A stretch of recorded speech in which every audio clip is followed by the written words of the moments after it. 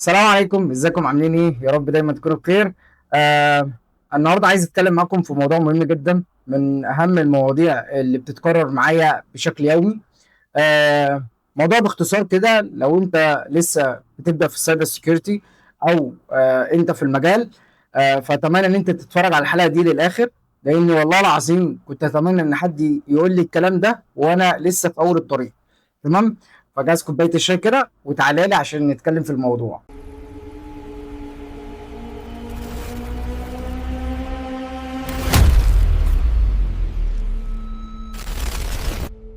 اكتر رساله بتجيلي من الشباب وهم لسه بيبداوا في مجال السايبر سيكيورتي، يقول لي هندسه انا خلصت دبلومه او خلصت كورس واستلمت الشهاده.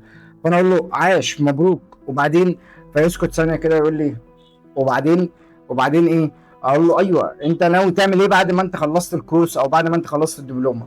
وهنا بحس ان في مشكله كبيره جدا عند الناس، بحس ان في مشكله لان ناس كتير بلاقيها بتاخد فكره الكورس او الدبلومه ان هو كخط النهايه.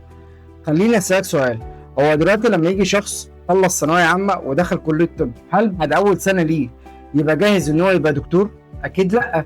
طيب لما واحد يخش هندسه، هل بعد سنه ان هو من الجامعه دراسه الجامعه بتاعته بعد سنه هل هيبقى جاهز لسوق العمل؟ برضه لا. طب ليه احنا في السايبر سيكيورتي بنعتبر ان الدبلومه او الكورس اللي احنا بناخدها في 6 شهور او في سنه مثلا كانه خط البدايه وانا مستعد ان انا اقدر انزل اشتغل في شركه مثلا؟ دي مشكله كبيره، الفكره نفسها مش منطقيه. خليني اوضح لك الموضوع ببساطه. الدبلومه وظيفتها ان هي تعلمك وتاسسك وتاخدك من زيرو لمستوى متوسط في مجال السايبر سيكيورتي، تخليك فاهم. لكن مفيش دبلومه في الدنيا، دبلومه واحده تاخدك من زيرو لحد بروفيشنال، مفيش الكلام ده. مفيش حد يقدر يوعدك بالنقطه دي. انا بنصحك، ودي نصيحه انا مش مضطر ان انا اقولها لك، تمام؟ ولكن والله العظيم الدبلومه وظيفتها كلها على بعض ان هي تفتح لك رود ماب انت عايز تمشي عليه، تفتح لك ابواب كانت مقفوله من دماغك، فقط لا غير. بس لكن ما فيش حاجه في الدنيا تاخدك من زيرو لمستوى احترافي او بروفيشنال وتبقى انت قفلت مجال السايبر سيكيورتي، ما فيش الكلام ده. كمان في برضو نقطه حابب اوضحها، موجوده عند معظم الناس وخصوصا اللي بيبداوا في مجال السايبر سيكيورتي. الناس كتير فاكره ان هي لما تيجي تبدا في دبلومه وتخلصها سواء عندنا او في مكان تاني، فاكره ان في شركه مستنياك بره. الموضوع مش بيجي بالشكل ده خالص، مش عشان الدبلومه وحشه ولا عشان الكورس اللي انت درسته وحش، لان هو فكرتها عشان طبيعه السوق مختلفه شويه، مختلفه تماما عن اللي انت بتشوفه او بتسمعه من حد معين. لان ببساطه قرار التوظيف ده مش في ايد الاكاديميه ولا في ايد الانستراكتور اللي بيديك الكورس ولا في ايد اي حد على وجه الارض. كل الفكره ان قرار التوظيف ده بيكون موجود في الشركه. ده الشركه والله بتقول هل انت مناسب ليها ولا لا، هل انت تقدر تشتغل معاهم ولا لا. قرار التوظيف ده في الاول وفي الاخر عند الشركه، الشركه هي اللي تقدر تقول لك والله انت فعلا تقدر تتوظف معانا او لا. فعلشان كده الشركه بتشوف احتياجاتها ايه، بتشوف هل انت مناسب ليها ولا لا، كل الكلام ده. انا ناس صحابي لما بيجي يخش انترفيو في شركه، تمام، وسواء بقى بالقبول او بالرفض بيطلب فيدباك بعدها على طول، وده نصيحه ليك. يعني انت لو شخص خلصت دبلومه دلوقتي وجاهز ان انت تشتغل في شركه، اشتغل وقدم واعمل انترفيو، مفيش مشكله.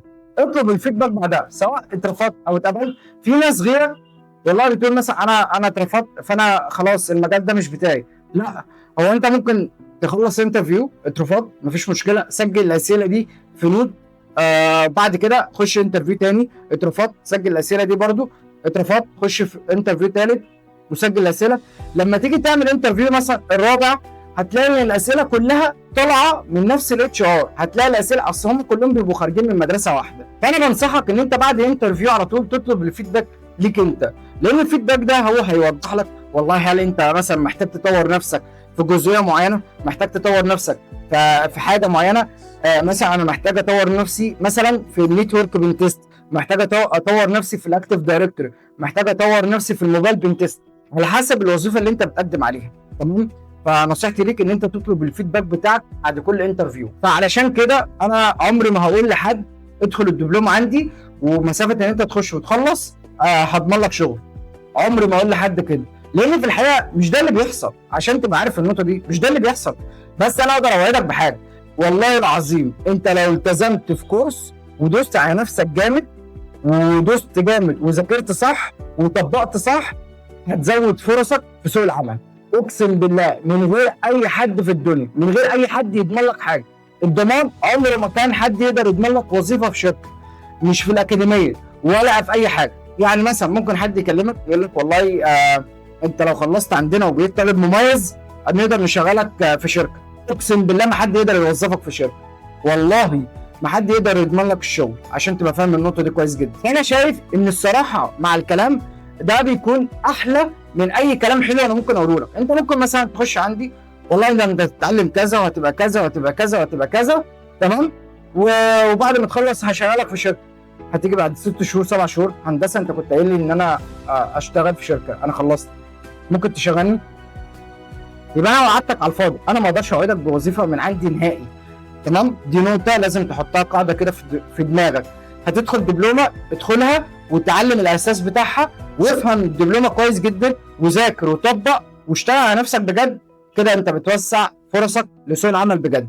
دي حقيقه ومش كلام انا بقوله لك من دماغي، ده كلام ناس كتير اقوى مني في المجال شخصيا، عشان تبقى فاهم النقطه دي. طيب انا دلوقتي دخلت دبلومه وكده، ايه المطلوب اللي انا اعمله؟ والله المطلوب ان انت تذاكر الدبلومه كويس جدا، تطبق وتجرب وتغلط وتفشل وترجع تاني، والمهم ان انت ما توقفش. افضل استمر، افضل دوس على الحاجه اللي انت بتحبها، افضل دوس على الحاجه اللي انت عايزها، اللي انت عايز توصل لها الشركات. برضو في نقطه مهمه جدا حابب اتكلم فيها، وهي نقطه الشهاده.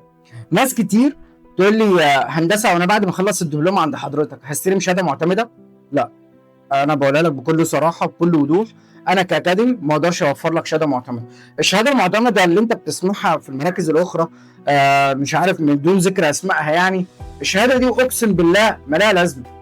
الشهاده دي بتطلع ب 2000 جنيه و500 جنيه وعلى حسب الاكاديمي، عشان تبقى فاهم. الشهاده دي ما لهاش اي لازمه. الشهادات المعترف بيها في الشركات زي INE، زي هاك ذا بوكس، زي اوفنسيف سكيورتي، زي شركات عالميه. شركات عالميه دي شركات عالميه، هي فعلا الاتش ار بيبص على الشهادات دي. انما تقول لي انا هخلص من عندك وابقى شهاده معتمده؟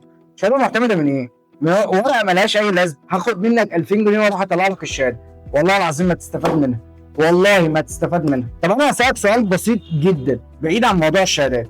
لو انت دخلت انترفيو بكره، تمام، ادام انت كل همك الشهاده، لو انت دخلت انترفيو بكره، هل لو اتحط قدامك سيناريو حقيقي ومحتاج ان انت تحلل وتفكر وتجرب، هل هتقدر تعمل ده؟ ولا كل تركيزك على الشهاده؟ فاكر ان الاتش ار ممكن يوظفك بسبب شهاده؟ فكر في السؤال ده، هتلاقي ان كل اللي انت بتفكر فيه شهاده ايه؟ انا واحد سيرتيفايد اليماب، وان شاء الله داخل امتحان قريب في شركه INE، تمام. انا سيرتيفايد اليماب وبقالي 4 سنين او 5 سنين في مجال السايبر سيكيورتي. انا لما فكرت اسرتف شهاده سرتفتها بعد 4 سنين او 5 سنين، يعني من خلال كام شهر سرتفتها. انت متخيل انا بفكر في ايه؟ طول الفتره دي انا واحد بتعلم وبذاكر وبجتهد، بدوس على نفسي اكتر، واشتغلت على بروجكتس كتير جدا، تمام، واشتغلت باج هانتنج ودوست على نفسي. ما كانش كل فكرتي ان انا بعد ما اخش اول كورس استلم شهاده معتمده. انا كنت زيك فعلا لحد ما اقتنعت فعلا ان الشهادات المعتمده من مراكز اخرى ملهاش اي لازمه، والله ما لها اي لازمه، ملهاش اي علاقه. الشهادات دي الا ما هي ورقه عند الاتش ار. الاتش ار عشان يوظفك والله بيحسبها. انا كاتش ار انا هديك سيرفيس، يعني انا هديك راتب لكل، يعني هديك راتب كل شهر لمقابل كل خدمه انت بتقدمها لي. طب الخدمه اللي انت هتقدمها لي دي هل انت عندك سكيلز فيها؟ طب لو ما عندكش يبقى ملهاش اي لازمه. المايند سيت بتاعتك عامله ايه؟ البيئه التدريب العملي اللي انت اشتغلت فيها بتاعتك ايه؟ دوست في الباج هانتنج، دوست في الويب ابلكيشن، دوست في التدريبات العمليه، دوست في الCTF، بتمارس CTF اصلا، ولا انت كل همك الشهاده؟ انا بقولها لك اهو. هسالك سؤال، لو انت دخلت انترفيو بكره وانت معاك الشهاده المعتمده اللي انت ممكن تكون فرحان بيها، ودخلت انترفيو بكره واتحط قدامك سيناريو، هتعرف تفكر؟ هتعرف تحلل؟ هتعرف توصل لنتيجه حل؟ انت بقى المفروض تجاوب على نفسك. لما تيجي تخش دبلومه ما تسالش في الشهادات، انت اسال اول حاجه كده، سواء عندي او عند غيري، ده مبدئيا اسال التدريب العملي عندكم عامل ازاي؟ اتس 100%. احنا التدريب العملي عندنا اتس 100%، 100%، وانا واثق من كلامي ده كويس جدا. تمام، دي حاجه. الحاجه الثانيه، فكر المايند سيت بتاعتك هتختلف ولا لا. هل مثلا في امتحانات بتحصل كل فتره ولا لا؟ هل بتحطني جوه انفايرمنت معينه، بيئه كده بشتغل بيها اكني شغال على ثلاث ماشينز مثلا، 3 ماشينز، 2 ماشينز، الكلام ده ولا لا؟ هتخليني احل سي تي اف ولا لا؟ سكيلز، هيكون عندي سكيلز هتطورني في مهاره السيرش بتاعتي ولا لا؟ كل دي اسئله لازم انت تسال فيها. بس انما تقول لي فرصه شغل من خلالكم، اقول لك انا اسف مش عندي. تمام، عندك شهاده معتمده؟ انا اسف مش عندي. هتقول لي طب انتوا عندكم ايه؟ هقول لك احنا عندنا التدريب العملي اتس 100%، محتوى واضح، خطه روت ماب تمشي عليها. تمام، بتاخدك من الزيرو لمستوى متوسط. تمام، في مجال البرزنتيشن تيستنج. تطلع من دبلومه زيرو تريس معاك اختبار اختراق الشبكات واختبار اختراق المواقع. بس فعشان نلخص الموضوع، الشهاده، الشركه مش هتوظفك لمجرد ان انت معاك شهاده معتمده من مراكز اخرى. الشركه لما تكون عايز توظف حد، توظف حد يعرف يشتغل، توظف حد يكون فاهم مثلا نتورك بنتريشن تيستنج، اختبار اختراق الشبكات او ويب ابلكيشن. شركه هتوظف حد يشتغل مع فريق كامل. شركه توظف حد عنده سكيلز ومايند سيت مختلفه تماما، يقدر يقدم لهم خدمات جديده مش عندهم بشكل عام، يعني عشان تبقى فاهم النقطه دي كويس جدا. تمام، فملخص الكلام، فانت لو لسه مخلص دبلومه، احب اقول لك والله مبروك، مبروك جدا. بس كمل وما توقفش، وما تقولش انا عايز اشتغل، وما تقولش انا عايز كذا.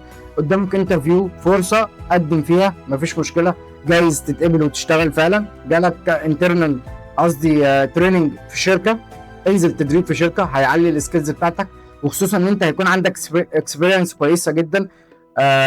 تقدر تروح تبقى تريننج هناك. ولكن اعتبر نفسك ان انت لسه، في كل مره ما بتخلص مرحله اعتبر نفسك ان انت لسه في خط البدايه. اي حد في مجال السكيورتي، في مجال البرزنتيشن تيستنج بشكل عام، مهما كان السقف بتاعه، لو واحد مثلا مخلص نتورك واكتيف دايركتوري وويب ابلكيشن موبايل ابلكيشن والكلام ده كله، ودخل مثلا في فكره المالوير، عايز اقول لك ان هو ذات نفسه بيحسبها حسبه اللي هو انا لسه في خط البدايه. لازم تبقى فاهم النقطه دي كويس جدا. تمام، فكل لاب وكل ستيف انت هتحله هيزود السكيلز بتاعتك والمايند سيت بتاعتك كويس جدا، هيخليك تفكر اوت اوف ذا بوكس. دي نقطه. النقطه الثانيه، في نفس الوقت كل بروجكت انت هتعمله هيقويك، ده فعلا حقيقي. قوي نفسك في الحاجات دي. تمام، ما تبصش على موضوع الشهادات.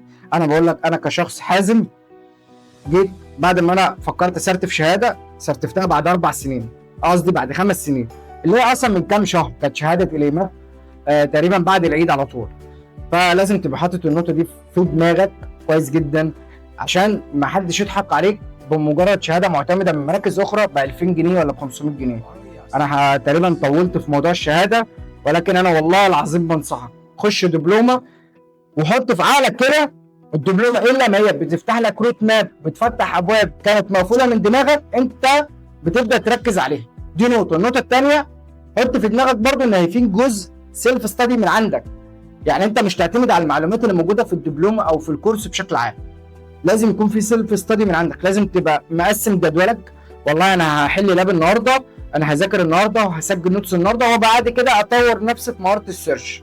دي نقطه حطها برضه في دماغك. وبس يا صديقي، عايز اسيبك بجمله اخيره انا مؤمن بيها جدا، انا بقولها لك اهو، والله العظيم لو انت اشتغلت على نفسك وتعبت واجتهدت، والله هتزود فرصك من الشغل. تمام، اشتغل واتعب على نفسك وهتلاقي نتيجه، واكيد ربنا هيكرمك، وان شاء الله هتتوظف في اقرب وقت، وباذن الله هتبقى في حته تانية. بس فعلا لو انت اشتغلت على نفسك، لان اغلب الناس اللي بتدوس في مجال السايبر سيكيورتي ده بيبقى عنده نقطه الحماس والشغف، ويجي بعد 3 شهور الشغف وقع والحماس وقع. ده فعلا هتحس بالاحساس ده. بس كمل ودوس. ما كملتش، المجال ده ما بيكافئش الناس اللي هي مش بتكمل، المجال ده بيكافئ للناس اللي فعلا تقدر تخش وتكمل وتعافر وتدوس اكتر على نفسها. دي نقطه حابب اقولها لك علشان تبقى عندك خلفيه عن النقطه دي. تمام، والسلام عليكم. ويمكن طولت في الحلقه، لو الحلقه دي عجبتك ابعتها لصاحبك واعمل لايك وفولو وشير، واشترك في القناه، ولو عندك اي سؤال تقدر تكتب لي في الكومنتات. سلام.